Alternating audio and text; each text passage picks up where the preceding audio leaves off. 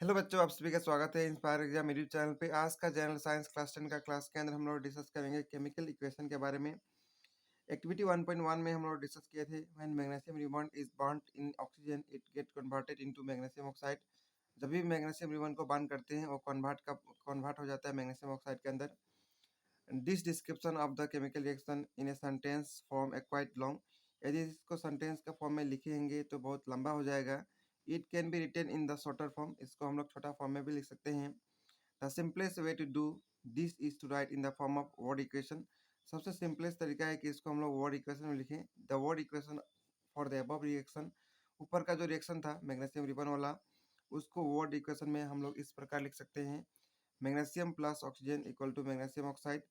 और left side में magnesium और ऑक्सीजन जो है इसको कहा जाता है रिएक्टेंट, और राइट साइड वाला को कहा जाता है product. The substance that undergo chemical change in the reaction 1.1 magnesium and oxygen are reactant. यानी जो सब्सटेंस केमिकल चेंज हुआ है रिएक्शन के अंदर, जैसे कि मैग्नीशियम और ऑक्सीजन, उसको कहा जाता है रिएक्टेंट, जैसे कि डिस्कस किए। The new substance magnesium oxides form during reaction, नया सब्सटेंस जो मैग्नीशियम ऑक्साइड फॉर्म हुआ रिएक्शन के दौरान, उसको कहा जाता है प्रोडक्ट। ठीक है। A word equation shows change in of reactant or to the product through an arrow placed between them। यानी वर्ड इक्वेशन में रिएक्टेंट और प्रोडक्ट शो करता है और बीच में क्या होता है, एरो मार्क होता है। The reactant are written on the left hand side, reactant को लेफ्ट हैंड साइड में लिखा जाता है with plus sign between them, दोनों के बीच में प्लस साइन होगा ये एक्स से ज़्यादा रिएक्टेंट है तो। Similarly product are written on the right hand side, product को राइट हैंड साइड में लिखा जाता है और साथ में प्लस भी ऐड कर सकते हैं यदि और कोई प्रोडक्ट है तो। The arrow heads point towards the product, arrow जो है प्रोडक्ट साइड में हेड होता है। And show the direction of the reaction, और वो रिएक्शन का डायरेक्शन शो करता है। नेक्स्ट हम लोग डिस्कस करेंगे writing a chemical equation, chemical equation को कैसे लिखते हैं। Is there any other shorter way for representing chemical equation.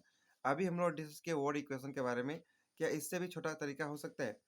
Chemical equation can be made more concise and useful if we use chemical formula instead of words. Chemical equation जो है और ज़्यादा concise और useful हो सकता है जब हम लोग केमिकल फार्मूला का यूज़ करेंगे वर्ड्स का जगह पे। ए chemical equation represents a chemical reaction, chemical equation क्या है, केमिकल इक्वेशन जो है ये रिप्रेजेंट करता है केमिकल रिएक्शन को। If you recall formula magnesium oxygen and magnesium oxide, the above word equation can be written.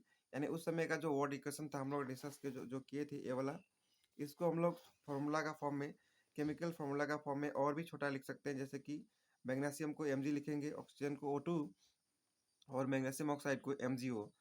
तो देख सकेंगे केमिकल फार्मूला के अंदर बहुत छोटा हो गया, वर्ड इक्वेशन में इससे बड़ा था। Count and compare the number of atom of each element on the left hand side and right hand side of the arrow. Count कीजिए लेफ्ट हैंड साइड में कितना है एलिमेंट और राइट साइड में कितना है। Is the number of atom of each element are same on the both side, क्या both side में सेम है, देखते हैं। मैग्नीशियम लेफ्ट में 1 है, राइट में भी 1 है। लेफ्ट में ओ जो है 2 है, राइट में कितना है, 1 है, सेम नहीं है। ठीक है, अलग अलग है। इफ नॉट, यदि सेम नहीं है, the equation is unbalance because, यदि सेम नहीं होगा तो इक्वेशन क्या होगा, अनबैलेंस होगा। क्यों ऐसा होगा, because the mass is not same on the both side of the equation, दोनों साइड का इक्वेशन में मास जो है सेम नहीं है। ठीक है, इस टाइप का इक्वेशन को such chemical equation is a skeletal chemical equation for a reaction.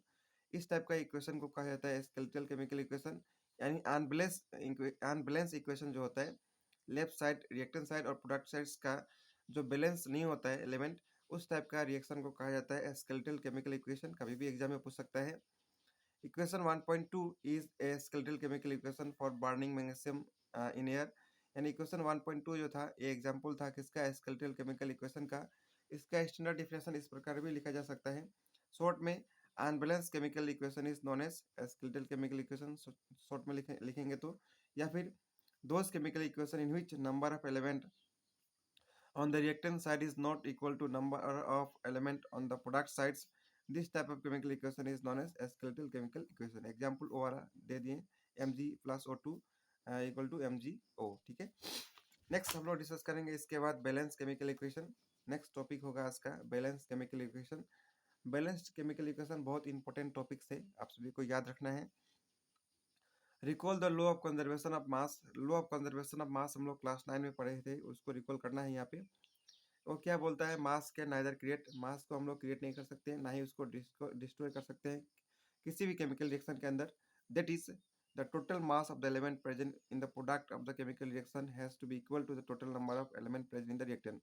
यानी जो जितना मास रिएक्टेंट साइड में होगा उतना ही मास जो है प्रोडक्ट साइड में होगा। ठीक है, कभी मास जो है डिस्ट्रॉय नहीं होता है, एलिमेंट का जो अंदर मास होता है वो डिस्ट्रॉय नहीं होता है। यही है law of conservation of mass. In other words number of atom of each element remain the same.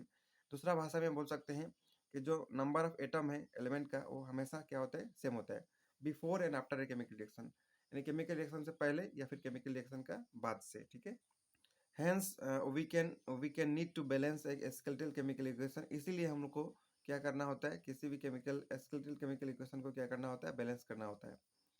In chemical equation 1.2, जो ऊपर वाला रिएक्शन था 1.2 का, let us learn about balancing chemical equation step by step. आइए सीखते हैं balance करने कैसे किया जाएगा। द ओवर्ड इक्वेशन फॉर एक्टिविटी 1.3 में बी रिप्रेजेंट एज, ओवर्ड इक्वेशन जो है एक्टिविटी 1.3 हम लोग जो डिस्कस किए थे, 1.3 कौन सा है, जिंक ग्रेन्यूल वाला जो एक्टिविटी है उसको, इसको किस प्रकार हम लोग रिप्रेजेंट कर सकते हैं, जिंक प्लस सल्फ्यूरिक एसिड क्या दे रहा है, जिंक सल्फेट प्लस हाइड्रोजन। ठीक है, द अबव वर्ड इक्वेशन में बी रिप्रेजेंटेड बाय फॉलोइंग। ये वर्ड इक्वेशन हो गया, इसको हम लोग केमिकल फॉर्मूला के अंदर कैसे लिखेंगे, जिंक को Zn लिखेंगे, H2SO4 को सल्फ्यूरिक एसिड, और जिंक सल्फेट को ZnSO4 प्लस H2। ठीक है, let us examine the number of atom of defined element on both the side of the arrow. दोनों साइड में कितना कितना है, आइए डिटरमाइन करते हैं। सबसे पहले एलिमेंट का नाम लिख देंगे, जितना भी एलिमेंट है, जिंक हो गया, हाइड्रोजन हो गया, सल्फर हो गया और ऑक्सीजन हो गया। जिंक जो है रिएक्टेंट साइड में, लेफ्ट हैंड साइड में कितना, एक है, यहाँ देख सकेंगे एक है। उसी प्रकार हाइड्रोजन कितना है, दो है, हाइड्रोजन दो है। उसी प्रकार सल्फर कितना है, सल्फर एक है, और ऑक्सीजन कितना है, फोर है, लेफ्ट हैंड साइड में यानी रिएक्टेंट साइड में। उसी प्रकार प्रोडक्ट साइड में कितना है, जिंक एक है, देख सकेंगे एक टू है, और उसके बाद एच कितना है, टू है, एच टू है, सल्फर एक है, और ऑक्सीजन कितना है, फोर है। तो देख सकेंगे चाहे लेफ्ट हैंड साइड हो या राइट हैंड साइड हो, नंबर ऑफ एलिमेंट सेम है। यदि सेम नहीं होता तो इसको बैलेंस करना होता। As the number of atom of each element is the same both side of the arrow, दोनों साइड में सेम है, इस टाइप का रिएक्शन को कहा जाता है बैलेंस केमिकल इक्वेशन। ठीक है, यानी रिएक्टेंट साइड हो या फिर प्रोडक्ट साइड हो, नंबर ऑफ एलिमेंट जो है यदि सेम होगा उसको कहा जाएगा बैलेंस केमिकल इक्वेशन, और यदि सेम नहीं होगा उसको कहा जाता है skeletal chemical equation. Next let us try to balance the following chemical equation. एक केमिकल इक्वेशन है, इसको हम लोग बैलेंस करने के लिए सीखेंगे स्टेप बाय स्टेप। Fe है, H2O है, Fe3O3 होता है प्लस H2। ये 2023 में एग्जाम में आ भी चुका है 1 मार्क के लिए। ठीक है, 2023 का फाइनल एग्जाम में बैलेंस करने का नॉर्मली जो है 8 स्टेप है। इसको हम लोग नेक्स्ट वीडियो के अंदर सीखेंगे